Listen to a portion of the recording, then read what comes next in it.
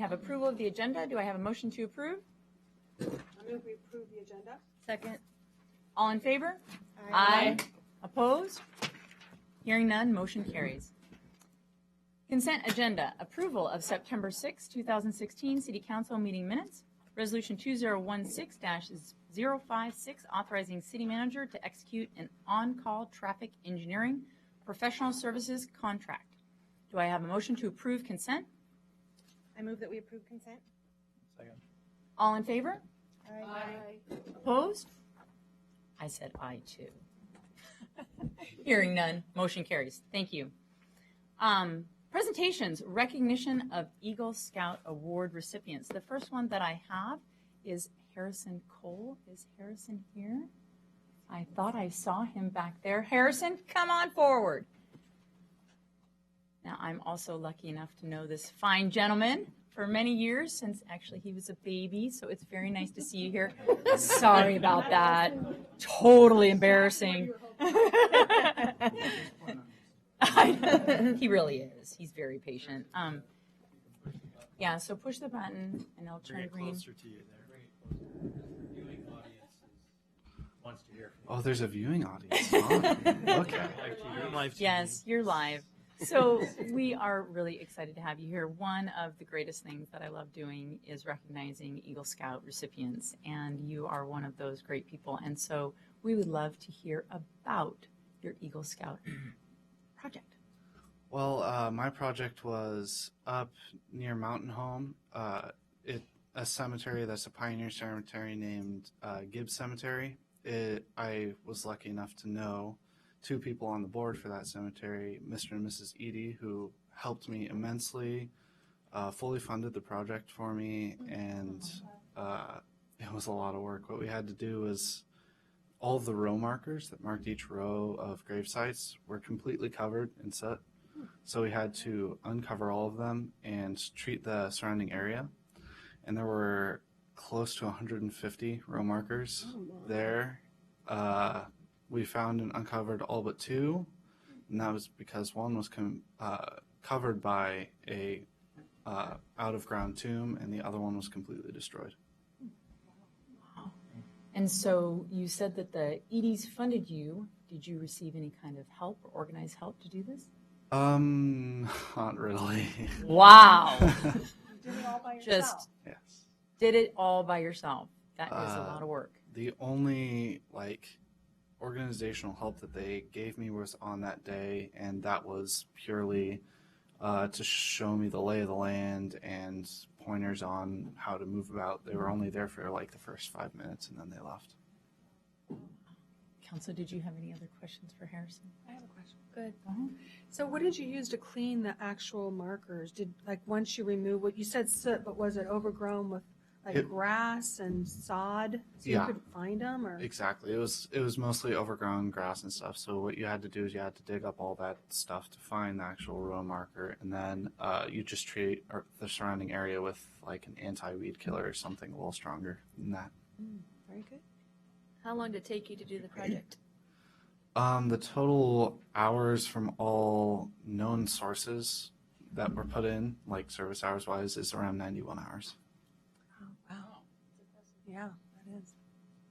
All right. Well, Harrison, we want to recognize you as a council and the city of Sherwood for your accomplishment of Eagle Scout. And let's give Harrison a great big round of applause.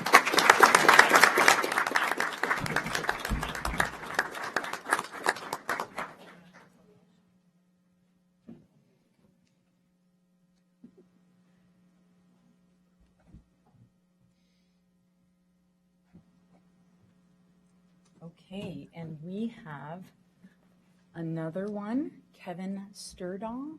Did he make it? Yay! Okay, come on up. Sorry, Skirtle. Yes. Skirtle. Skirtle. Skirdahl. Okay, I'm Skirdahl. Yep. Welcome, sir. We are very Welcome. excited to have Thank you you. as well. Could you tell us about your Eagle Scout? Yeah, so I did my project in front of Sherwood High School, and what I did was I made a military service memorial to commemorate all Sherwood High School graduates who have served. So what I did was an outdoor patio area in front of the math department where people, students, staff, and community members can just get together and reflect. Or as well, it is located right near the parent pickup area, so that also acts as a place for seating for parent pickup as well. Fantastic. And so did you organize this as a group effort, or did you do this on your own? We did it for sure a group.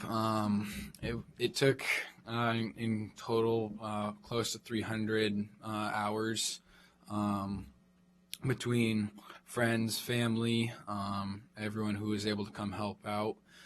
Sports coaches showed up.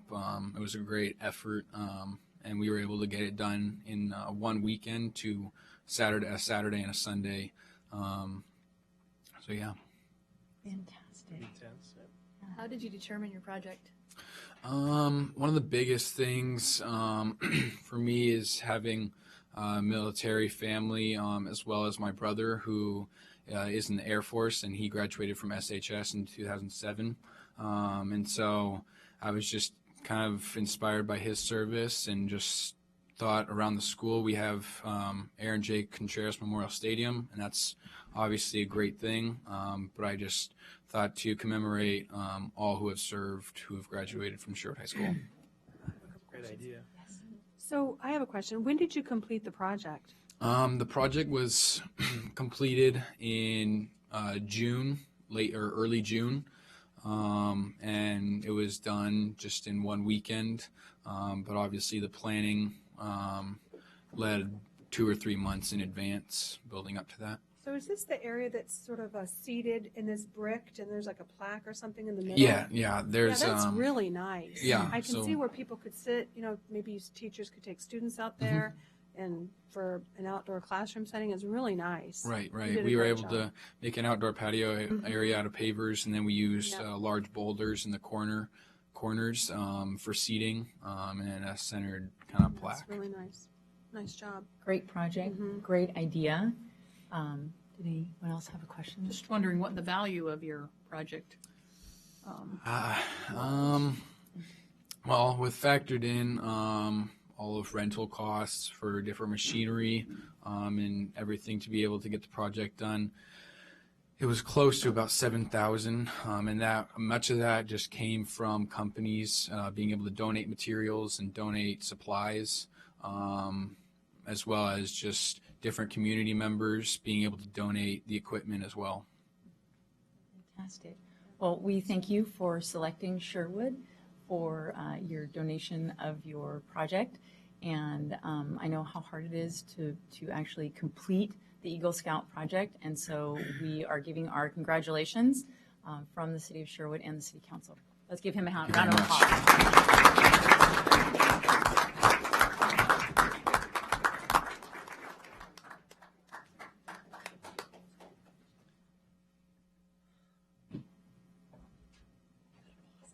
Oh, Mom, did you want a better picture? I saw the flash. I'm sorry. My fault. Counselor Harris reminded me. Come on. Mom wants a shot. Thank you. Okay, anytime now.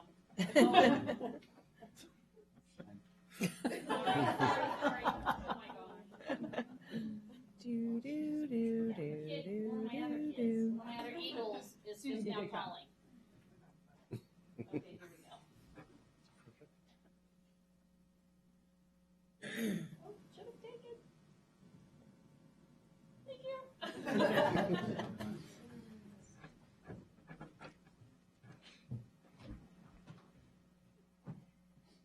Oh my gosh, us moms were so embarrassing. I know. Sean Ramos, I did not get a response, so I didn't know if he was able to come or not. So he is not able to come. We will send him his certificate, and thank you and congratulations for your Eagle Scout Award. Next, we have recognition of the Boy Scout Troop 859. Boy Scouts, I learned of this amazing thing in the paper. This Boy Scout troop, if you guys could come on forward, I would share. Yes, all of you, right up here.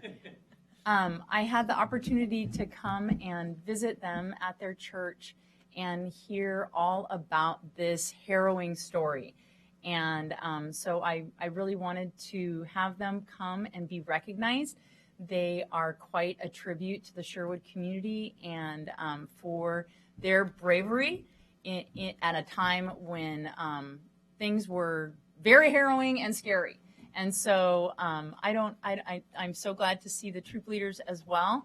They told me all about their story, and they wrote a little bit about it in the Gazette, but I really wanted to bring them here and recognize them. And so if you could select a spokesperson to tell about the story of what happened to you up on a trail. Yes, that'd be me. So go ahead and why don't you sit down at the mic just so that we can really hear you and the audience can hear you. So we had been hiking, was it like 4 or 5 miles that day? Think about that. Just completed a fairly rough bit where it was a ton of boulders. Took a break and then started hiking again when this woman came out from her campsite. She was obviously limping and seemed to be injured in some way. And she told us, asked if we could help because she burnt her leg. Most of the skin off of her right ankle had been either burnt off or was just hanging on by just dead stuff. She had been trying to light her cook stove and failed. Once the Boy Scouts noticed what was happening, medkits appeared practically magically. 11 of them, and we had enough supplies between all of us to roughly administer some first aid. We got her out of the sun, made sure she was hydrated, and made sure that she wouldn't go into hypothermia or shock. And called 911 on Brother Holden's sat phone. They sent a helicopter about 2 hours later, airlifted her out. Yeah. And so one part of the story that I thought was really interesting is how far into your hike were you? We were about dead center. And so how many miles is that? 12 miles. 12 miles. So you're sort of in the middle of a 24-mile hike, and so you're 12 miles. And how far are you from assistance of any kind? It's pretty far. It's remote, no cell coverage. She was pretty worried. She didn't know what to do. And so here is this woman, and she was with her children? She was with 3 teens, yeah. 2 15-year-olds and a 13-year-old. They thought they were in a lot of trouble. Didn't know what to do. She could walk a little bit in flip-flops, but we had just come over a bunch of boulders, and she couldn't go back that way. She couldn't put her boots back on. In the other direction, none of us knew if there was boulders in the other direction or not. So Your way out of there. she didn't really know either way. Both ways were more than a dozen miles out. The other part of the story that you didn't really take credit for, so I'm going to give you credit for it. Okay. Because I loved it, was that they reported to me that she was, I'm fine now. I'm bandaged. I'm fine. You guys go on. You have your trail to go on. You carry on. I'm good. I'm all wrapped up. I'll be fine. And these great young men and their leaders stood by her and distracted the other kids, joined in a Frisbee game, I understand, and just had community while they waited for the help to arrive and didn't just leave them to say, okay, help's arriving, it'll arrive, you'll be fine, everybody's great, but really formed a relationship with this person who was in need. And I was really touched by that part of your story, and I'm really proud that you were there and were able to utilize those great Boy Scout skills that you've been learning. And so I wanted to bring you forward and give you an opportunity to tell your your great tale and to say thank you very much. And we are all incredibly proud. And so we've made a certificate of recognition for the Sherwood Boy Scout Troop 859. Let's give them a big round of applause.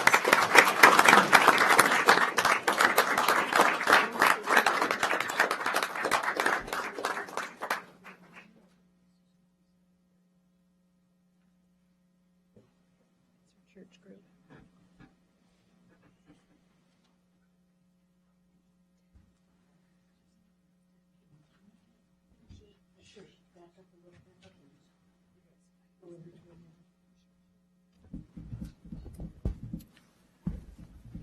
So, Council, just while they're taking a picture, if you are interested, they actually have a great YouTube video Oh, that is out there that kind of tells their story, and you can see what happened, and it's well worth a watch. It's got some great background music. But excellent. Who put that together? The troop? the troop did. Excellent. We'll be sure and watch the video, Troop 859. Thank you. Video. And I bet the video is something to watch. Yeah. That's cool. Linda has a really good question. Yes, yes. Please. I want to know. All right, well, go ahead. That's good. So my thought was, what would you have done had you not had a sat phone? Because I don't know anybody who has a sat phone when they go camping. So Well, the Boy fact Scouts, that you of had course. a sat phone, what would you have done? You know, maybe differently, or what do you think Plan B would have been? One of the leaders who isn't here was measuring her for a stretcher. Oh, He was saying that the boys were going to take turns about hour shifts and bring her out. Yeah. All right. so you're going to hand make a stretcher out of natural materials? Hard sticks and hard Tree branches. Plan B, come on. Boy Scout, come on. The 12 miles going out the other way was pretty much a lot of rock and then deep sand. It's a pretty tough hike without carrying someone. Right. But we would have done something like that. Yeah. Wow. And were you in the Rogue Valley? I can't remember where the. California. Oh, California. That's right. Okay. Yeah, Northern California. Okay. Oh, well, just as rugged, Northern California. All right. Thank you, guys. So I will move on to the proclamation, First Responders Appreciation Week, September 21st through the 27th, 2016. And I'll read our proclamation. Whereas Sherwood's first responders, both career and volunteer, include law enforcement officers, firefighters, emergency medical technicians, 911 dispatchers, and search and rescue personnel who bravely and selflessly risk their lives every day to protect Sherwood families, visitors, and businesses. And whereas Sherwood's first responders do not hesitate to risk their own lives in order to save the lives of others, and their commitment to continued training, skill enhancement, and interagency cooperation make them prepared to serve, protect, and rescue our citizens 24 hours per day, 365 days a year. And whereas Sherwood's first responders are a vital part of our community, maintaining safety and order in times of crisis, and volunteering in our schools and community organizations. And whereas acts of kindness and appreciation from citizens provide first responders needed encouragement and support to confront the dangerous and uncertain situations they face every day. Now therefore I, Chrisanna Clark, Mayor for the City of Sherwood, Oregon, do hereby proclaim September 21st through September 27th, 2016 to be First Responders Appreciation Week in Sherwood and encourage all Sherwood residents to join in this observance. Thank you very much.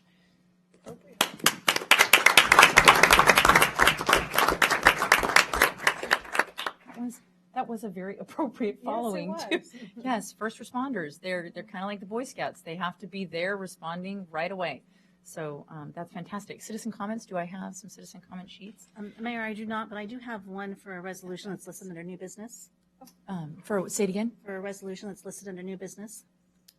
Under the new business. So for resolution 057. Oh, okay. All right. So go ahead and pass that forward.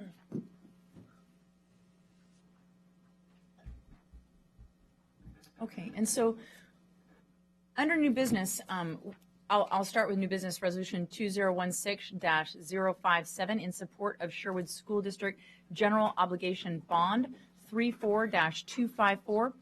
The resolutions that I have before me, including this one, are not resolutions that our staff can prepare. This is something that is political in nature, and so council brought forward and asked that I bring it before council.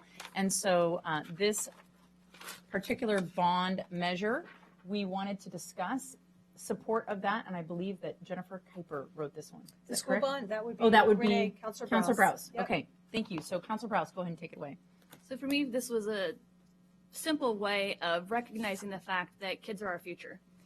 And knowing that kids are our future, the city of Sherwood continues to grow. The two largest populations that are growing within our city are our older adults and our kids. With our city growing as fast as it's growing, the school system in need of funding, and the work that they've done diligently to try to come up with solutions, this being the best solution of the three that they came up with. It's not a Band-Aid, but it addresses many of the issues that are out there with new schools, infrastructure, seismic upgrades, curriculum, and a whole list of other options that are going to help make the education experience for our kids better and more conducive for learning. So for me, again, it's a simple way of sharing that desire of being part of that learning process for the next generation of kids, the next generation of adults that will be doing what we're doing here today. Thank you for bringing that forward. Since we do have a public comment, I'll open up the public hearing time. Sue Hecker.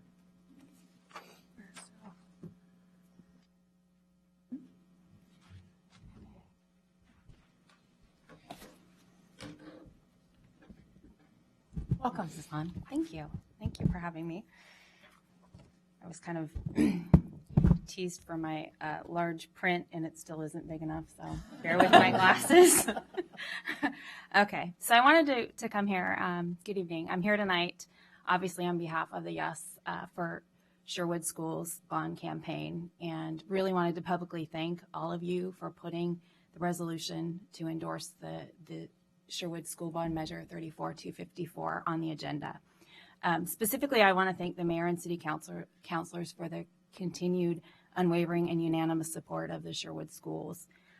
The Sherwood community has benefited from the collaborative approach between the city of Sherwood and the school district for many years. It's a rare community that can boast of so many mutually beneficial programs and agreements between the police, city, YMCA, and school district. These positive relationships are not always easy. They take hard work and collaboration, even when we may not agree. But I simply thank you. I'd also like to share just a little bit of information about the bond that was presented at this year's Back to School Nights. Having a top-notch city means we attract many new families to our community. The growth has been staggering in our schools with no slowdown in sight. We have a serious overcrowding issue that needs to be addressed. And fortunately, our school board has agreed to add bond measure 34254 to the November ballot to provide a long-term solution. One of the biggest areas of concern is at our high school. A portable classroom was recently added to the campus, and more will probably be necessary to accommodate students. In fact, classrooms are so scarce that several teachers work from mobile carts, and they move to classrooms that are not in student use during a teacher preparation period. And in most cases, that teacher continues to prepare while another teaches in that class. Not only is this incredibly challenging for teachers, but it is a disruption to the entire learning environment. There are now 1,730 plus students in a building designed academically for 1,550. Common spaces are designed for far less children than that, and classrooms, frankly, are bulging at the seams. Classes of 30 or more students are being held in rooms designed for 20. Students sit along the back wall during lecture and move forward to share a desk with other students when they need a place to work. One room is actually referred to students as the closet because it's not only windowless, but so small students struggle to walk in once the room is actually occupied. Common areas simply cannot handle the volume of students, and without enough space for additional tables, students eat while sitting on the concrete stairs and floor. The auditorium cannot be utilized for grade level events because there's just not enough seating. The gym is not adequate for the student body, so events are limited and visitors may not attend at this point. This simply is not the environment we want for the education of our high school students. Elementary schools face similar difficulties with 3 of our 4 elementary schools over capacity. I personally witnessed the challenges Edie faced when enrollment far exceeded available space. Tension and stress for staff and students ramp up when common areas are crowded with more kids than they are designed to hold.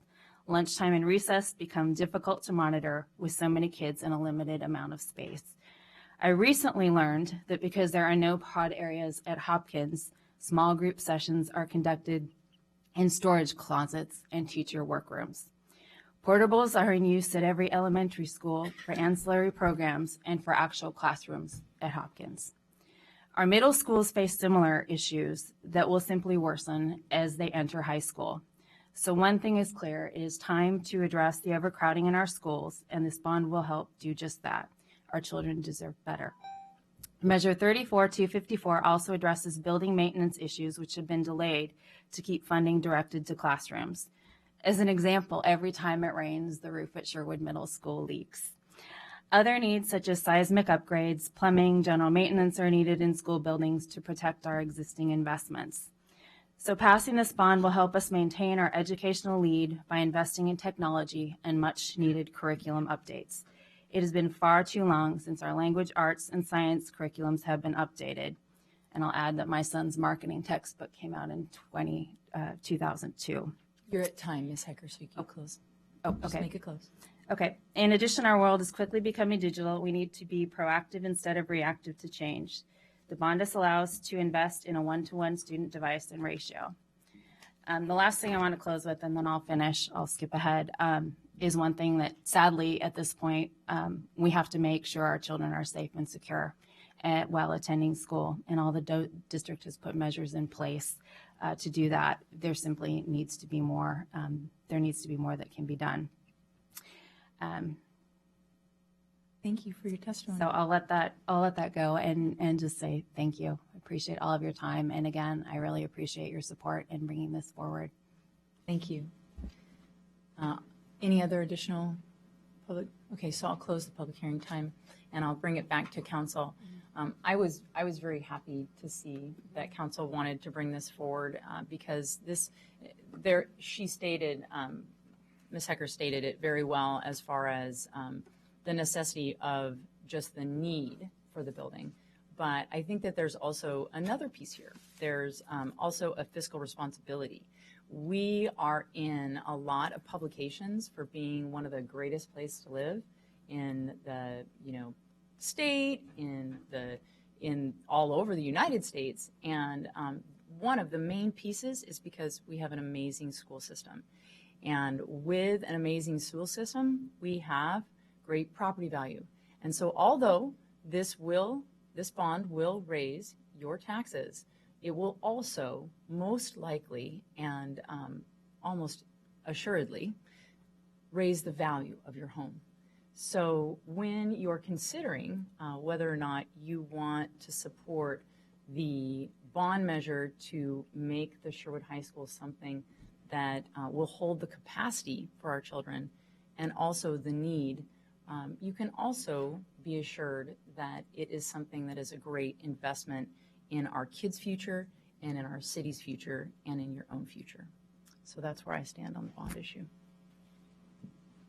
I also would like to comment that the school principal at Edie Ridge last year indicated that the elementary and middle school over there, both Edie Ridge and Laurel Ridge, are so tight for space that for PE, they play ping pong in the hallway. And they roll out the ping pong tables because there's so little space. I say that just as an example. But moreover, I don't think that in here it reflects the fact that the state, I think, has agreed, or Metro or someone has agreed to provide the school district $4 million, I'm thinking.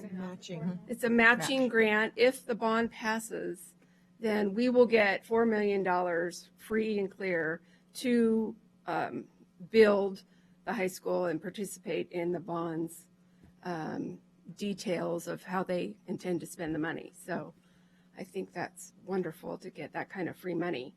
And I do think it's really just very needed. Thank you. Any other counselor like to comment? I think it's important also to reiterate that not separating our high school is important and keeping it to one high school.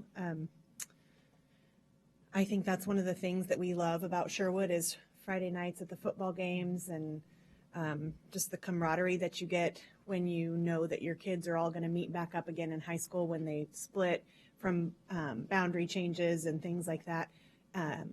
Even the kids who had to change schools for boundaries a couple of years ago are, when they run into each other, they're like, one more year, we'll be back at middle school together.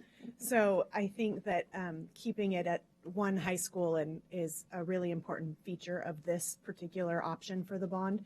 And I applaud them for going that direction. Thank you. Any other counselor? I just want to say I think it's a great plan. I think it was very well thought out, and there was a lot of public input on that. So it's something I think everybody can get behind.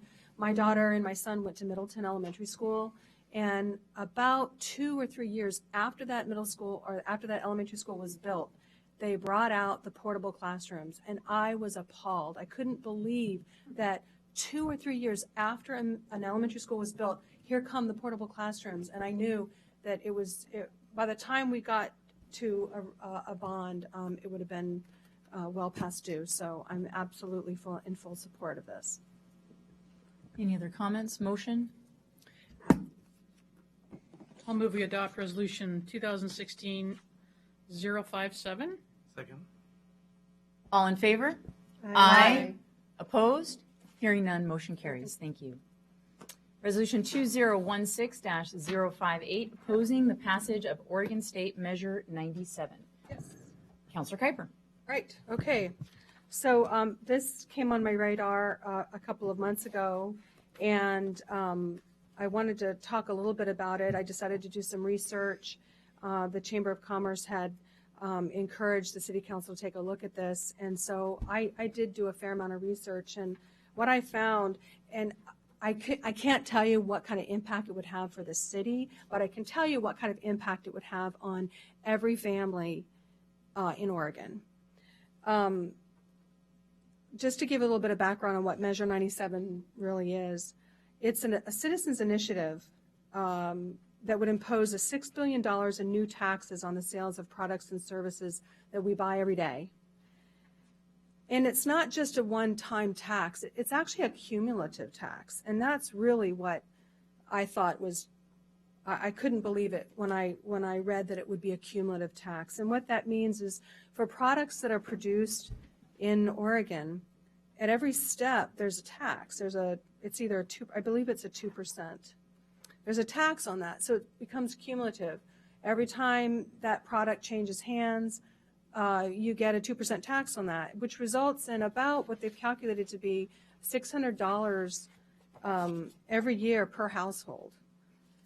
What's more is that this tax is not, it goes into the general fund. It'll create $6 billion, but it goes directly into the state's general fund. And that means that it has to compete. No one really knows where that money would go. It's not earmarked for anything, and so you have no real idea about whether that's going to go to schools, whether that's for senior housing. It goes into the general fund where it competes on every 2 years legislative session on where that money is going to go. So there's a lot of red flags here, and I felt it was, after talking with some other counselors about this, we put the resolution together, and so I wanted to bring that forward to everyone. Thank you, Counselor Kuiper. Do we have any public comment on this? Okay, thank you. So I really appreciate you bringing this forward. I've read quite a bit about it. I've seen a lot of comments to the extent of it's a hidden sales tax because you can guarantee that if businesses are going to be taxed, it will be passed on to the consumer. I don't like that it's a citizen-initiated measure because I think that it has quite a bit of legislative holes in it that haven't really been ironed out. So I don't feel that this is going to be something that is going to benefit Oregon. I don't like the idea that the money is not earmarked for anything specifically, that it just goes into the general fund and can be used in any way, manner, or form.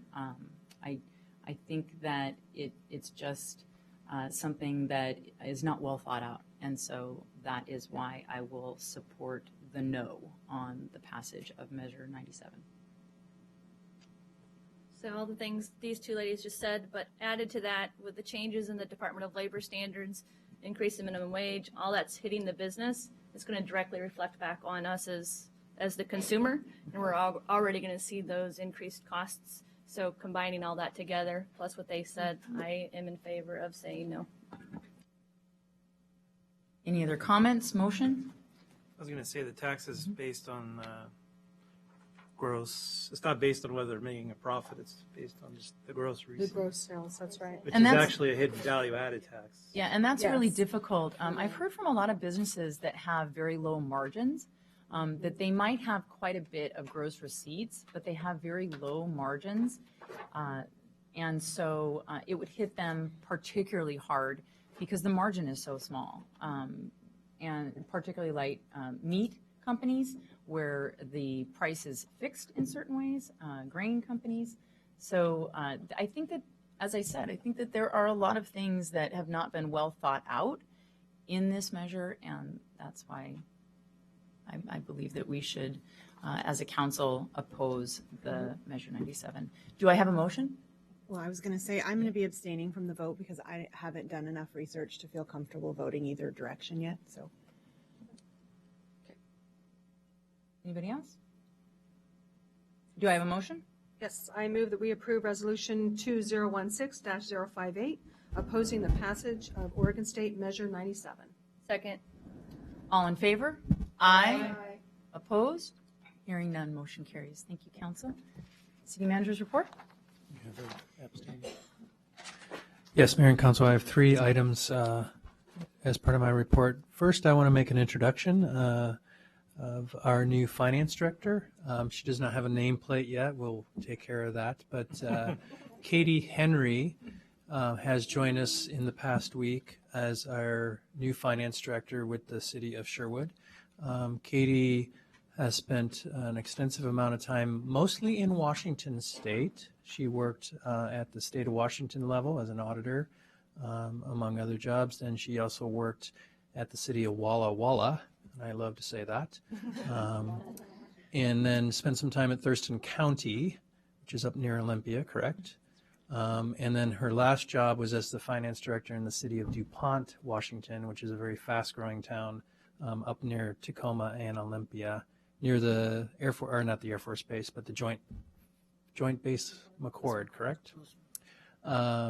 She is a resident of McMinnville and is learning the commute is not always fun coming from McMinnville, but she joined us in the past week, so I wanted to publicly, the council has met her and the staff, but the public has not had the opportunity to meet her, so I wanted to welcome Katie. So did you want to say anything? You don't have to, but. I'm just really excited to be here, and I have to say that in just the week that I've been here, I love the city, I love the staff. I've been very impressed with the quality of the work that's been here and also how personable everybody has been, and I'm just really, really excited to be here. So with that. Well, welcome to the staff. Let's give her a round of applause. And maybe we can talk you into moving on over to Sherwood. The second item is something that you'll see more as it gets closer. I wanted to alert, this is again more for the public, but we have discovered that the Tualatin River National Wildlife Refuge, sometime in the first 2 weeks in October, and they don't have a date, is going to do a prescribed fire. There's a 4-acre piece of land that they're going to have a prescribed fire. We will put this out on our social media and our website. This is a really good information piece that explains why are they doing this and how it will all kind of pan out.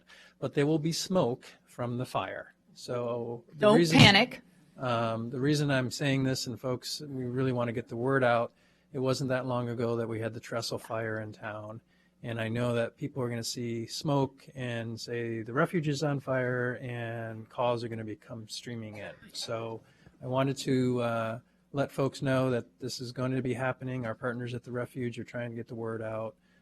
We will get the word out as well, but just in your day-to-day activities and talking with your own circles, let folks know that this is going to happen sometime early in October. And this is a prescribed, intentional, needed exactly. fire. Right.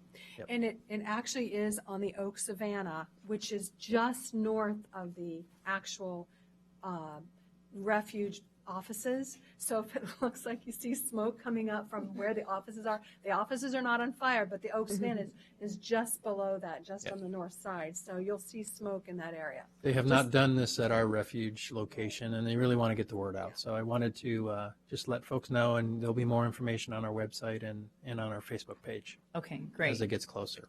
And we'll make sure that we kind of monitor the social sites and keep posting and making sure that people are aware what's going on. And then the last item, I'm going to actually turn over to Julia Hyduk, our Community Development Director. There, you mentioned social media. There's been a lot of talk that we've been following about 2 different potential developments in town, both that contain potential hotels in town, which we do not have a hotel in the city limits currently. One of those applications came in this week. The other one hasn't come in yet, but I wanted Julia to kind of talk through that real quick and give folks a heads up to process, because I think there's a lot of public interest in probably both of these applications. Sure, and as Joe said, one has come in, the other one hasn't. The one that came in was for the Hampton Inn Hotel at Alexander Lane and Meineke. It's a 4-story, 72-room hotel. It was submitted yesterday. So right now, our process is it's in the 30-day completeness review, so staff goes through the application, makes sure all the information is there, and lets the applicant know if there's more information that's needed. So, make sure the traffic study's there and the elevations are there and all the things are needed, are in place in order to do the review. Once it's deemed complete, then we put the information, all the application materials are up on the website. We'll schedule the public hearing and then begin the notice process. This is going to go to the Planning Commission due to the size of the site development. It will go to the Planning Commission. And then our required notice for public hearings with the Planning Commission is notice on our website, notice in the newspaper, notice on site, notice of all property owners within 1,000 feet of the property, and then in the 5 locations around the city. And in addition, if you've signed up to be on the city's, I think it's the flash alert where you get notices of Planning Commission meetings and City Council meetings, you get notice of it that way as well.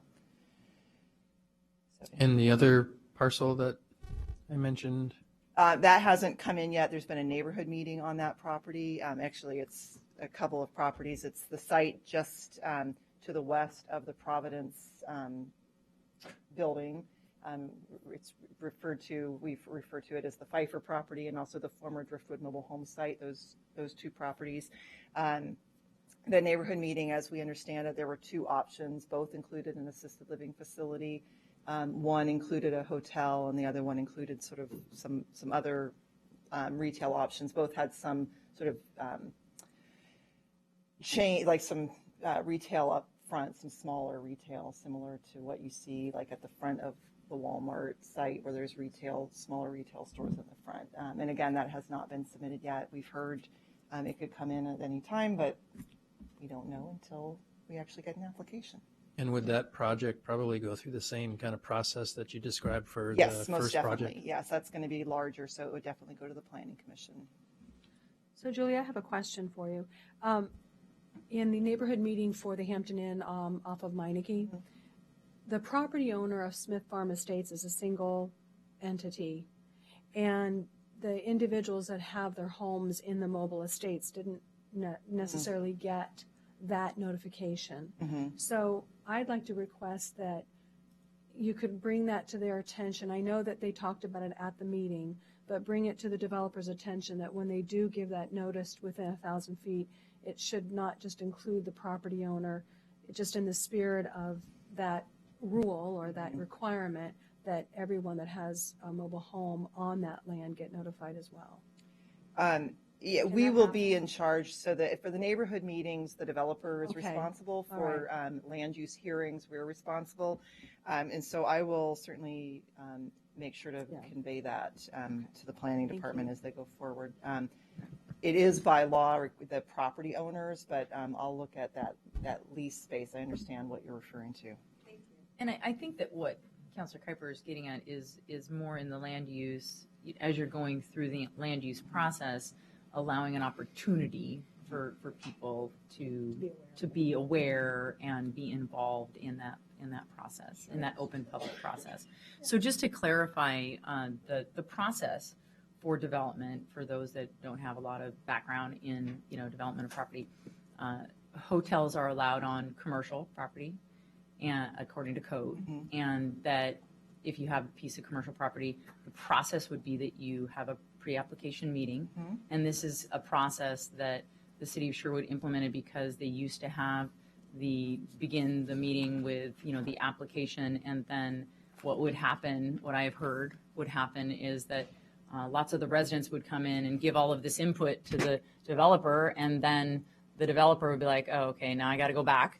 And so instead of doing that, they do the pre-application and they get that input before they bring the application in. Yes, there is a pre-application required, but you're referring to the neighborhood meeting. The neighborhood meeting. Yeah, and that is absolutely the intent. Is the idea is to share with people, this is what we're proposing, and then the applicant can hear the questions and concerns and maybe modify their plans, to provide more landscaping or move parking or what have you if they so choose.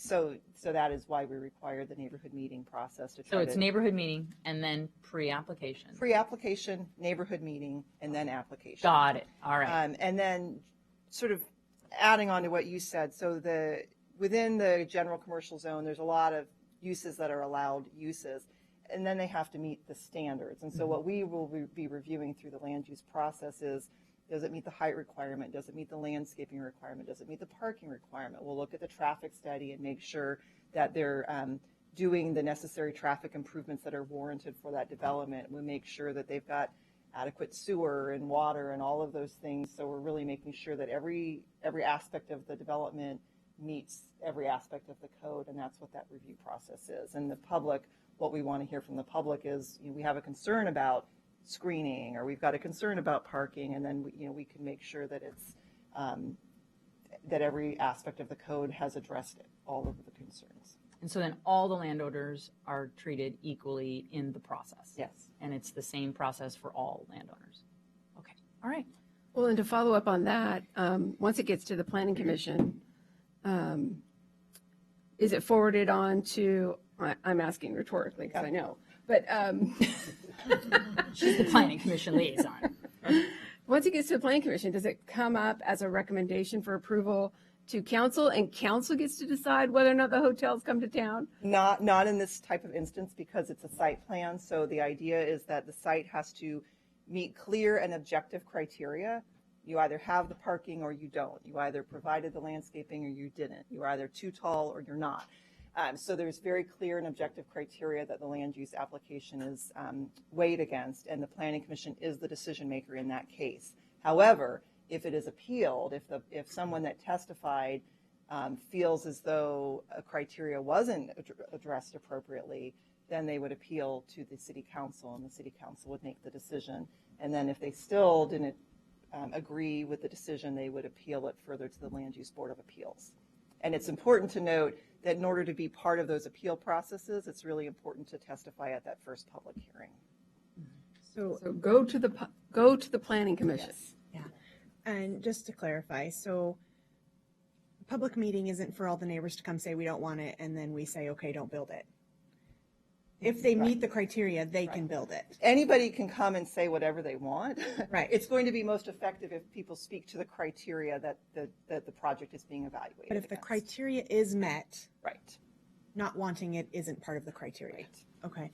And then to clarify that also, saying too much traffic is a problem is irrelevant if the studies show that it's accurate But and certainly, meets the guidelines. Yes, but certainly you can look at the traffic study, and there are times where there are differing opinions in traffic studies, and so people certainly can look at the traffic studies and question those or challenge those, and the planning staff will be available to talk to anybody at the counter prior to the hearing to answer any questions, as well as the engineering staff. So we'll be happy to try to answer questions. And we try to give people the information that they need in order to be most effective in whatever it is that they want to do. And so, if we can help them understand the traffic study and understand kind of questions to ask, we'll certainly try to point them in that direction.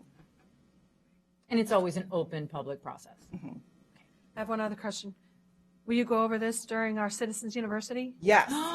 Citizen University. Okay, that Just was a plug. checking. That was a total plug, which I'm completely okay with. Yes. Okay, any other questions for either myself or the department heads that are here on anything? No. Okay, thank you very much. All right, thank you, Joe. Okay, council announcements. All right, I'm going to need my glasses for the heavens. Okay, so I wanted to give an update. We received the Washington County Sheriff proposal in expanding our already great partnership with Washington County Sheriff to include the Sheriff Night Shift Staff Analysis. We received that in a work session on September 6th, which we filmed, and we actually, Joe did a great job. We filmed it separately. We did it in the council chambers, but we filmed it separately, so you don't have to scroll all the way through the council meeting. You can just click onto it. It's a different icon, and you can watch that and get all of the great information, and so that's really nice. So kudos to staff for doing that. Now the next step is to have another work session for council to discuss, and I've decided to invite our public advisory board. That work session is scheduled for October 4th. If you remember correctly, after my election in 2014, I requested that the council create the Police Advisory Committee to be formed to support our police staff and serve as a citizen advisory board for all things safety related. And I think that this is definitely something that they can get their teeth into and give us all kinds of direction and input on. And so we'll have a joint work session with them and talk about the proposal. Oh, thank you. Yes. The work session is planned to be 5:30 to 6:30. Okay. And then council will take a short break from 6:30 to 7, and then go to your regular. Resume to council. And we will be doing this in this room. Okay, and so yes, I remember. Yes, so what I asked is that we will set it up kind of like we do our budget committee, so that because when we had our first work session, we were just up here, and we want to make sure that it's an environment where the police advisory board feels like, they are truly part of. And so I've asked staff to put the tables up, and so we'll still have it filmed, but then it will all be at the table together talking about all of the information and have an opportunity to discuss it. So thank you for reminding me. And then the staff will need a little bit of time to shut that down and get us back up for council meetings. So we'll film that separately and post it separately.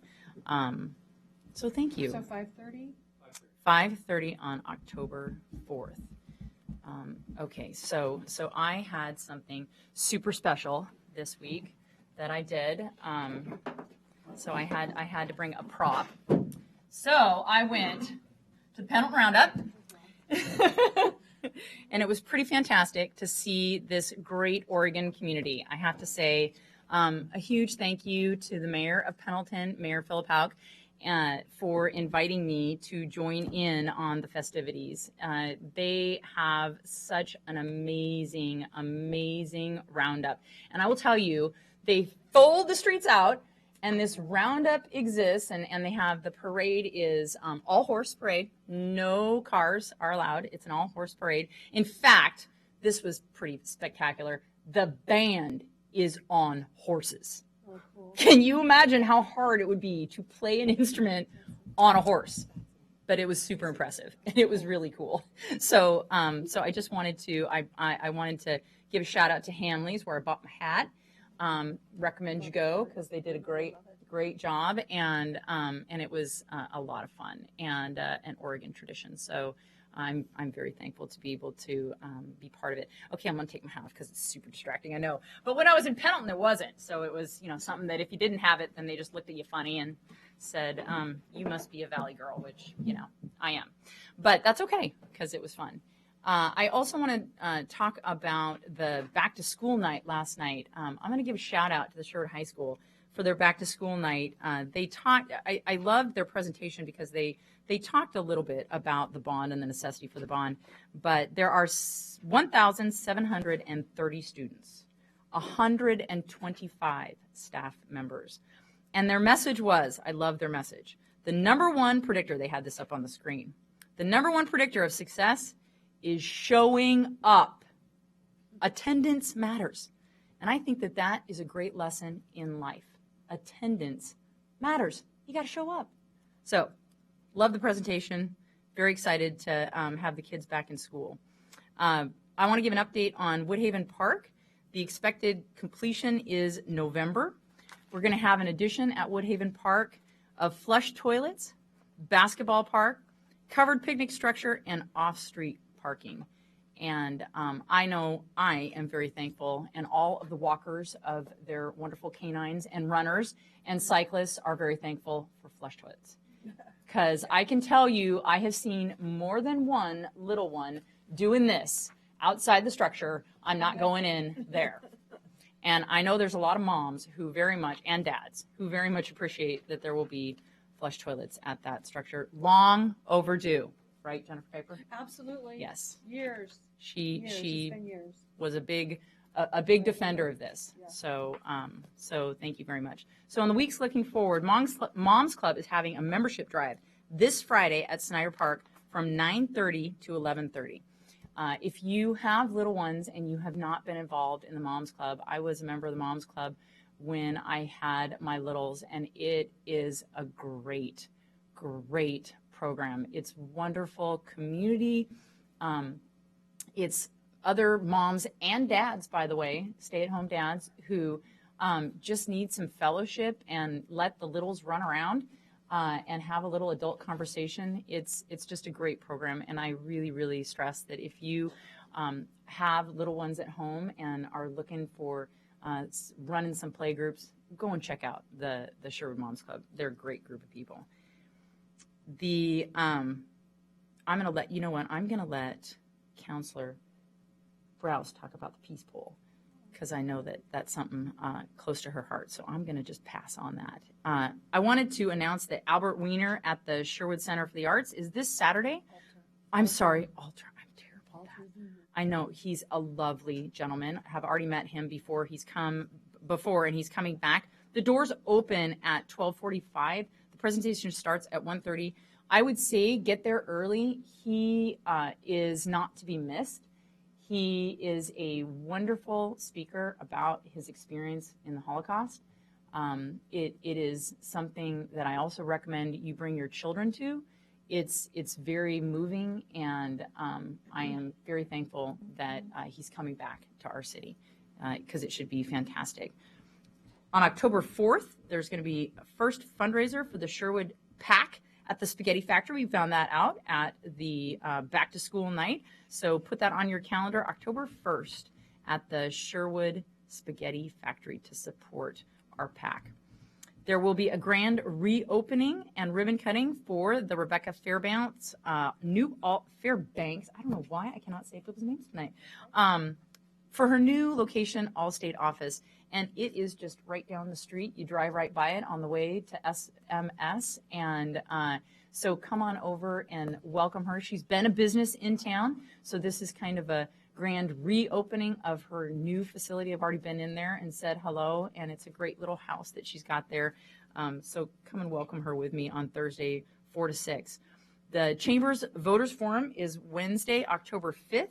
From 6:30 to 8:30 at the Sherwood High School Commons. If you'd like to come and hear the candidates speak on the issues that are near and dear to their heart, come on over and check it out. Oh, heavens. My notes here giving me trouble. Okay. Oh, yes! Saturday, October 8th, not to be missed, at Archer Glen is the Onion Festival. I love the Onion Festival. And the fireman's now, not so fireman's chicken, roasted chicken. It's not to be missed. You get a quarter chicken or a half chicken.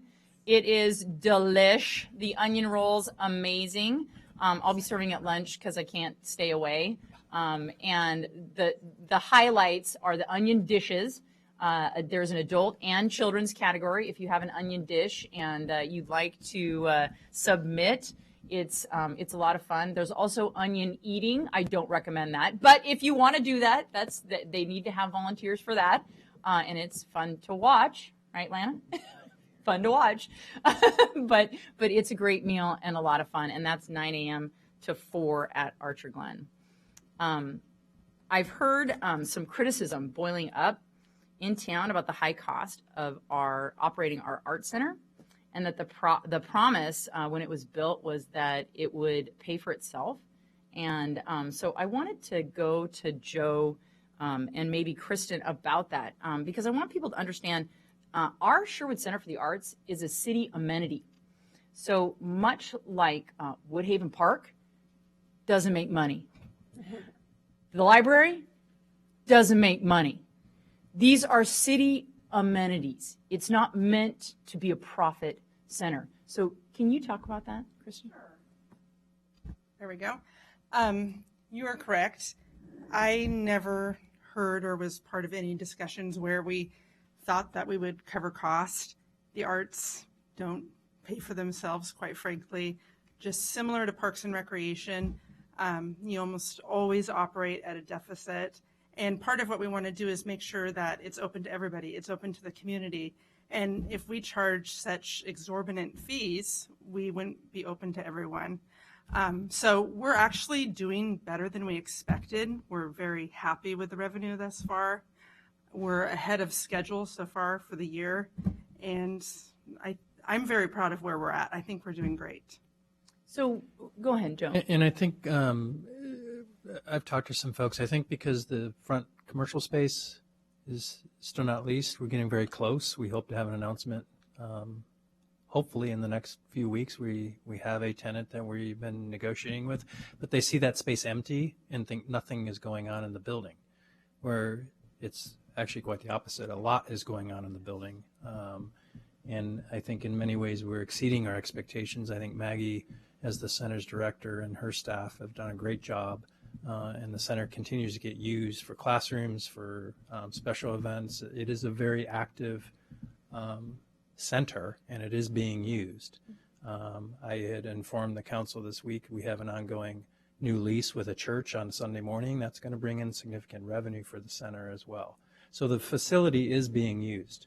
The idea that it would ever break even or make money is probably something that would never happen, because these facilities don't do that. And not just these facilities, but city amenities Yes. don't make money. Yes. The Some senior do. center Yeah. doesn't make money. So It's an amenity. So we're going to try to squeeze as much revenue out of that center as possible, but it was never intended to be a profit center.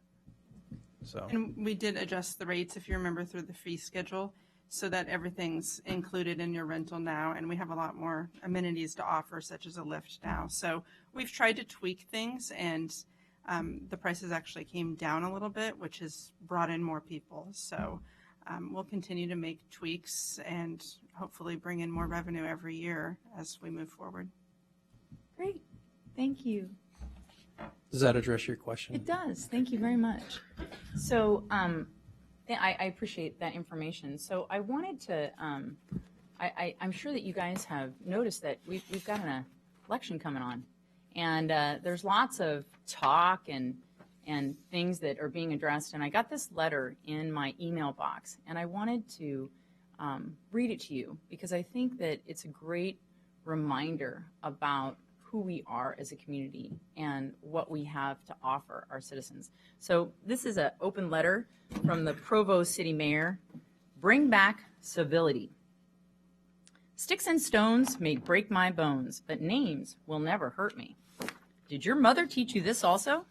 Did you grow up believing in this motto like it was an all-powerful shield against bullies and trolls? All my life, I walked around with at least some sense of confidence that words couldn't hurt me. I'm rubber, you're glue. Whatever you say bounces off me and sticks to you. For the 7 years I've been mayor, I've certainly had my fair share of complaints. I've read some heated emails. I've been called a plethora of names. Believe me, I understand that comes with a job. But for most of the time, I've been blessed to be the recipient of kindness and goodwill. Even in the face of strong disagreement, we have come together with civility to work out our differences. But recently, I've noticed that the tide seems to be turning in public dialogue. Like a sewer leak deep beneath the surface, I feel a coarseness invading so many aspects of our lives. Even on our safe haven of Provo, a place known around the world for its kindness and concern for others. For example, recently I received an email message from a citizen that ended with this line: "Please let this be the issue that sinks the mayor and his awful, arrogant deputy. Oh, please, let them both be stripped of their clothing and carried out of the building." Similar to this email, in the last month, I've heard accusations and disparaging comments of a very different nature than previous public dialogue.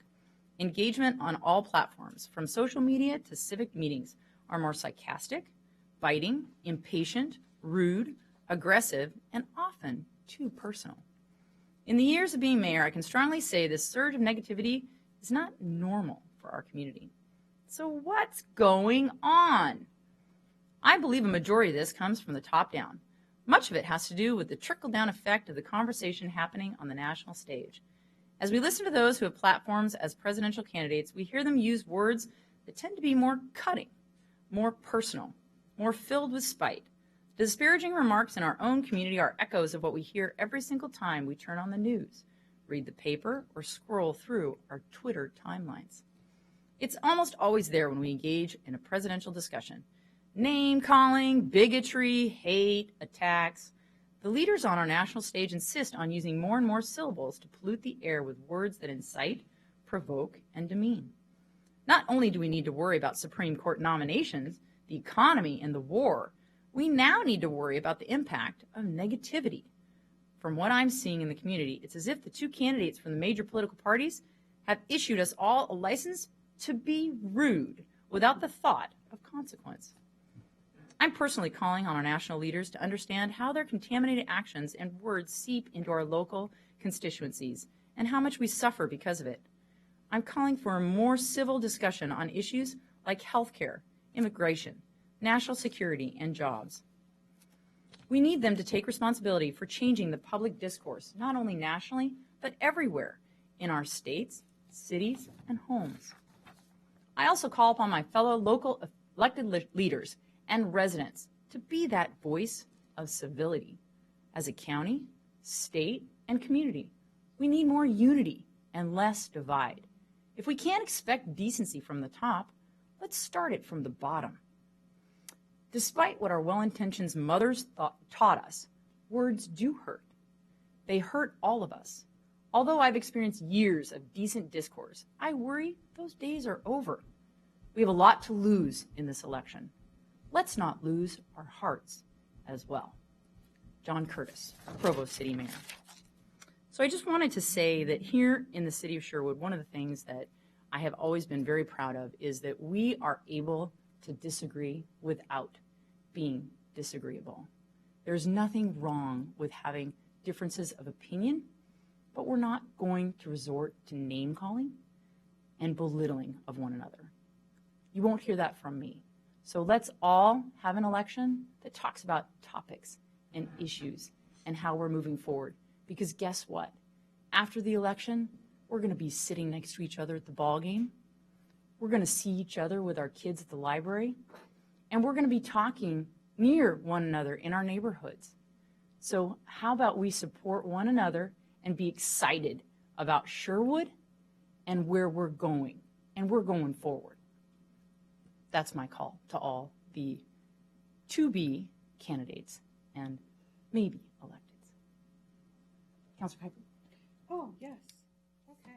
Real briefly. Thank you so much to Craig Sheldon on Monday at the Parks and Recreation Board meeting.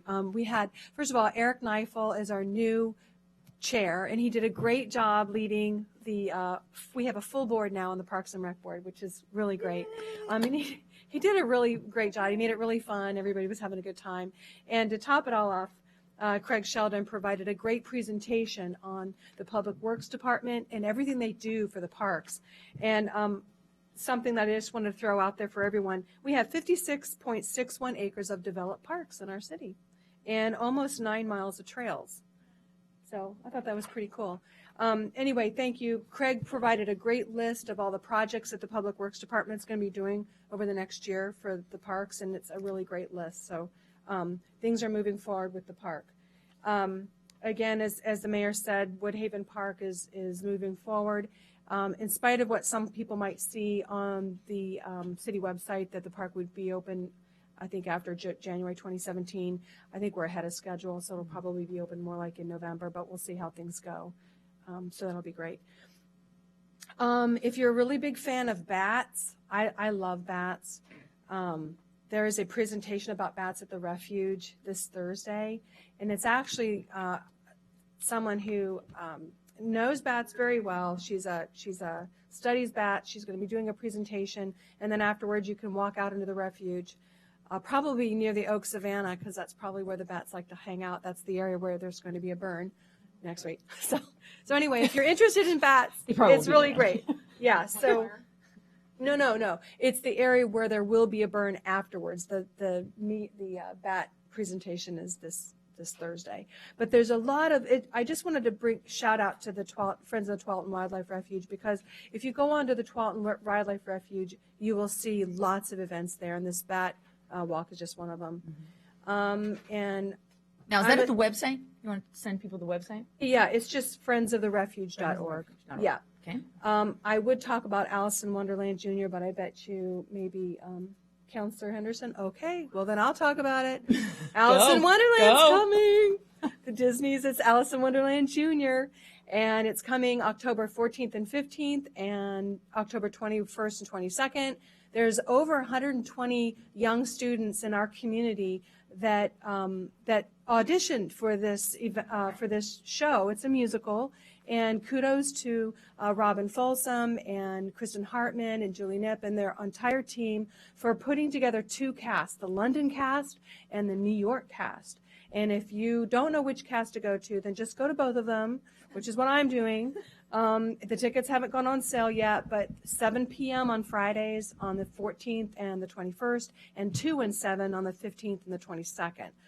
It's at this Sherwood Center for the Arts. It's going to be a really thanks, Counselor, for that. It's going to be a really fun show, and if I know these kids and the talent, it's pretty amazing. And what you won't see, what's that? 2 weekends. And what you won't see, which is, I just wanted to let everyone know this, what you won't see are some of the more seasoned students in the show, the ones that you've always seen that are probably up there in the key roles. And that is because the VPA program has grown so much, and these kids have learned so much, that those kids that are normally in those key roles are now being offered positions for helping and being understudies for being directors and for music directors. And that is just a testament to this program, which I'm pretty excited to be able to talk about. And that's all I have. Thank you, Councilor Hecker. Yep. Councilor Browse? So since she's in the audience tonight, I just wanted to do a shout out to Lana Painter, our wonderful chamber director. Mayor Clark mentioned some of the things that are going on at the chamber, and a lot of that is due to this woman's energy and enthusiasm and her passion for business in Sherwood. So I want to thank you for all you do for business in Sherwood. And to add to some of the things that Mayor Clark has already mentioned, there is a mixer at Innovative Landscapes on Thursday the 29th. It's at Ladd Hill, I think at 5:30.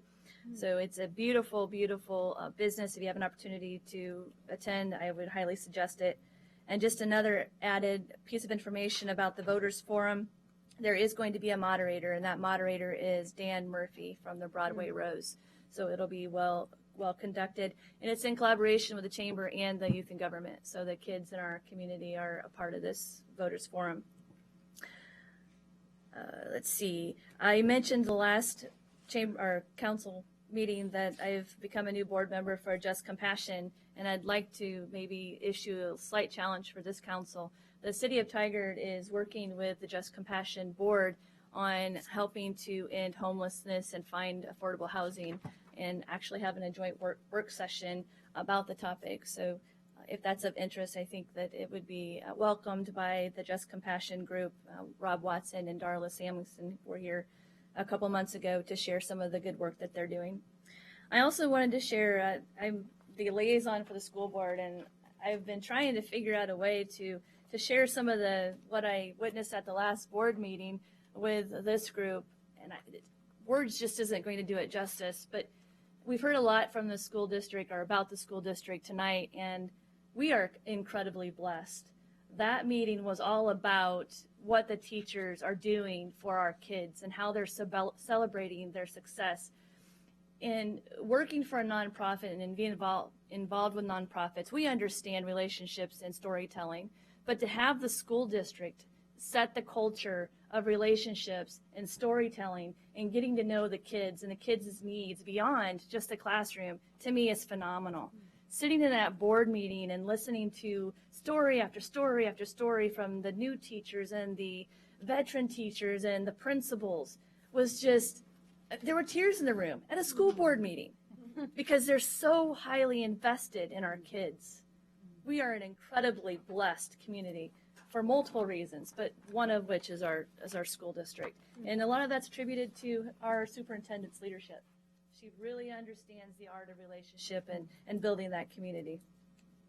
I attended the Main Street meeting. A lot of what they're working on is just revitalizing Old Town, but the Halloween festival's coming, trick-or-treating, games and activities on October 31st. I believe it's 3 to 6 that day. They're looking for people who want to invest in an activity or a booth. Yes, Peace Day, Saturday, Rotary Club of Sherwood, in conjunction with the City of Sherwood, the library, and others, we will be hosting that Peace Day. Events start at 10:30 at the YMCA with a peaceful dedication, a 1.7-mile walk from the Y to downtown Sherwood, displays at the public library, specials at local businesses, so it gives you an opportunity to contribute to the economy of Old Town Sherwood. And then the presentation from Alter Wiener at 1:30 at the Center for the Arts. Last but not least, Neighbor Day, October 1st. It's not too late to put your team together and come join us for fun and serving our local seniors in the community. Thank you. Thank you. Councilor Henderson? Try to be brief, but you said you were going to be brief too. Sorry. I went fast. The first thing I'm going to mention is this Friday at the Sherwood High School football game, there will be a special ceremony for Sergeant Jason Gooding, who was a student and a resident here.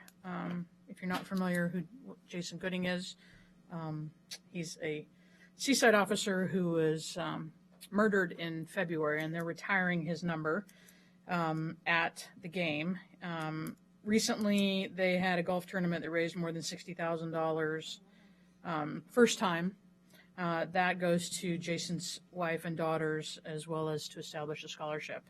So they'll be retiring his number at the game against Laker Ridge on Friday night. And so that will be, they'll also be selling some T-shirts as a special fundraiser, similar to what they do on breast cancer awareness night. So that's the first event. We already mentioned Onion Fest. I have two comments. One, to the reason I still stand behind why we chose to go to the Willamette instead of stay with the City of Portland Water. Early this morning, about 3 a.m., they had a water main break in Portland. That pipe was installed in 1905. So what It do I is broke? cast iron. How'd that break? So if anybody's been to Fort Stevens and seen the Peter Iredale, which is a ship that ran aground about 1905, and that's a cast iron ship too.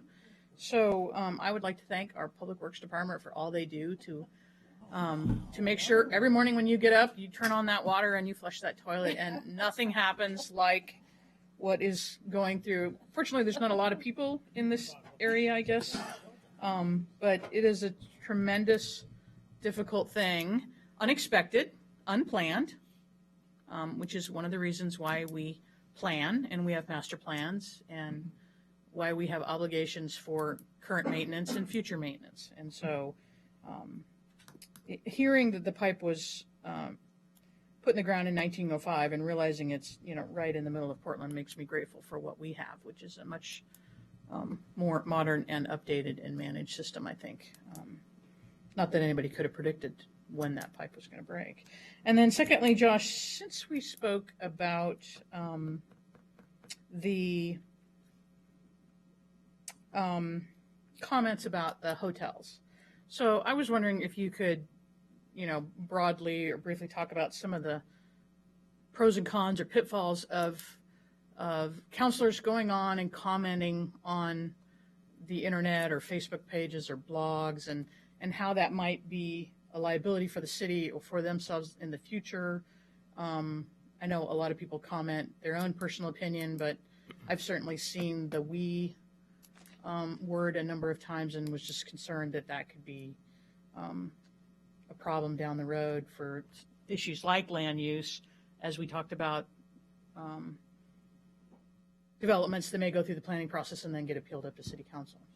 Right. Okay, I'd be happy to talk about that a little bit. So I guess the thing to keep in mind is we have all these new forms of communication like Facebook. Sure. The same rules apply to Facebook as apply to any other form of communication, and it's easy to forget that sometimes. So ex parte contacts can happen on Facebook the same way they could happen talking to somebody down the street. And so those need to be disclosed as part of the land use hearing process, and it's best to try to avoid those in the first place if you can. Bias is also an issue if you're expressing an opinion on Facebook or anywhere about something that could come before the city council, like an appeal of the hotel decision. So it's something to be careful of there. If you have established bias, then you may have to recuse yourself from that process. And then the other thing to keep in mind is public meetings law still applies. So if you have a quorum of council involved in a conversation, even if it's on Facebook, that would be a public meetings law violation. So just keep in mind, same rules apply regardless of how you're communicating. Thanks, Josh. Is that all? Yep. Okay. Council President Harris? Okay, so a lot of our comments tend to overlap each other, so I've gotten to cross off several on my list, which is great, but I'm still going to talk a lot. Sorry. Cultural arts, we had our art walk on Thursday, and it was a swimming success, one of the best ones we've had. They just keep getting better. The businesses in Old Town love it. The residents in the city and the citizens that come love it. The kids love it. We had a super fancy belly dancer that my children were mesmerized by. It was incredible. The Mixolydians sang, and if you haven't been yet, you are really, really missing out. Everyone knows I'm a fan of this event, but it just keeps getting better. And the next one is December 15th. So you can mark that out on your calendar. They're always on Thursdays. They're always from 5 to 8-ish. All the restaurants, most of the restaurants downtown are open. You can eat on the route.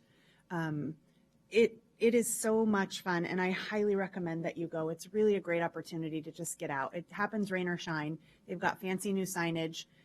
It's really a great event, and they just keep adding to it and making it better. There are 2 openings on the Cultural Arts Commission right now. We did not have a meeting on Monday because we did not meet quorum. That is an issue when we have openings, and we need people on that commission. That commission is going through some changes right now, and they're doing some goal setting, and it's a really great opportunity to get involved because there's a lot to have an opinion on, and there's a lot of changes happening, and you can kind of be at the ground level of this commission and its new direction on things like public art and different programs. So if you're interested in the arts at all, we meet the 3rd Monday of every month that we have a quorum. And it's super fun. And the next big event, which is our gala, is April 15th. There's something about 15th. April 15th. That is our 2nd annual fundraising gala. The theme is Under the Big Top. So it's super exciting. Hopefully we'll have lions and tigers. No, just kidding. What's the theme? Just I'm kidding. sorry. Under the Big Top. So it's a really super fun event. Great food, good entertainment. It's still in the planning phases, so if you join us on Cultural Arts, you'll get to have a say in that if you're interested in having a say in that. Also, classes started at the center this week, and they are going very well. And they mentioned that the center is being used. The center is very much being used, to the point that groups are having to book out to next year because they can't get in for the rest of this year on high priority dates, weekends and such. And there's also a concert there on Friday. I was originally told Irish concert, but when I looked it up, it's a Scottish concert, and they don't like to get mixed up. So it is a Scottish concert, the Tan Hill Weavers concert, at 7:30. So if you like that type of music, it's a great opportunity to go and enjoy some Scottish fun. The library is also in their strategic planning stages. That group is coming up with goals and ideas for the library and where it's going and what it's going to do. And it's a really exciting time to be in Sherwood right now because things are changing as we're growing, as we're changing. Groups are changing over, ideas are new and fresh, and you just really have an opportunity to let your voice be heard in these different areas that interest you. So I would encourage anyone who isn't currently filled with to-do list to join a group, a committee, a commission, a board, some kind of city group, because they're a great opportunity right now for those. You can come and watch the presidential debate in this room on September 26th at 6 p.m. So you can come and see the craziness that Mayor Clark was speaking about up close and personal on the big screen. If for some reason you don't want to watch it at home, or you want to be able to throw things at the screen, whatever. No, we don't allow that. But it's a good opportunity for people to come together in the community room and watch the presidential debates if that's something that interests you. Keep in mind the library is closed on Columbus Day, so enjoy the day without the library. And probably the coolest thing that I saw on the calendar was a costume swap. So bring your costumes for your little kiddos or for adults. In the week of October 15th, you'll get a coupon to exchange it for a different costume at the costume swap, which is October 22nd. So Halloween costumes are the vein of my being. My kids want $75 costumes that they wear for 2 hours, and it drives me nuts. So I am not a sewer. I will always buy the darn thing. But this is a great opportunity to get it at a much better price, and I love that idea. So turn your costumes in October 15th, pick them up October 22nd, and that is really all that I have. Fantastic. Thank you, Council President. Councilor Robinson? Yes, the Planning Commission is busy working with consultants on the stormwater and sewer master plan updates. Last week we talked about those two plans as well as a FEMA update for the city of Sherwood. And that discussion, at least as to the stormwater and sewer, is going to be continued at our next meeting, which is September 27th at 7 p.m. here in this room. And we're talking a lot about development today, and there is a lot of development going on in our community. And I urge you to consider perhaps taking a board position on the Planning Commission if one or more of the current planning commissioners, Alan Fearson and Mike Meyer, are running for council positions. So if they're elected, there will be 2 vacant seats on the Planning Commission, and we really, really need people to jump on and fill that board rather quickly so that they can continue to process the development that we're reviewing in our master plans and things like that. So keep that in mind. And the last thing I have is that I have football tickets for the city, the Sherwood Youth Football Association is a phenomenal group, and they have so many kids in their program. It's no wonder we have a great high school football team. But as part of their commitment to the city residents who want to play football or have their kids play football, they have a position of no pay, no play, or no play, no pay. Anyway, that allows us to do some fundraising to cover the costs that we otherwise would pay to be a part of that. So I have 3 tickets left for the Disneyland raffle. They're $10 each. The trip includes airfare for 4 from Portland to California, 3 nights lodging at Disneyland, 4 3-day park hopper tickets, and some miscellaneous stuff. So if you're interested, they are going to be turned in tomorrow or the next day. So if you are interested in getting them from me, I'm happy to sell them to you, but you might also have other family or friends that are trying to sell these tickets as well. And jump on it, and maybe you'll win for $10 a trip to Disneyland. How many are they selling? I don't know. It's a good question. What are your odds? What are my chances? All right, thank you. Councilor King? Wow. What am I supposed to say? I don't know. Other than the fact I would like to spend a few minutes sometime in a work session just discussing council comment time.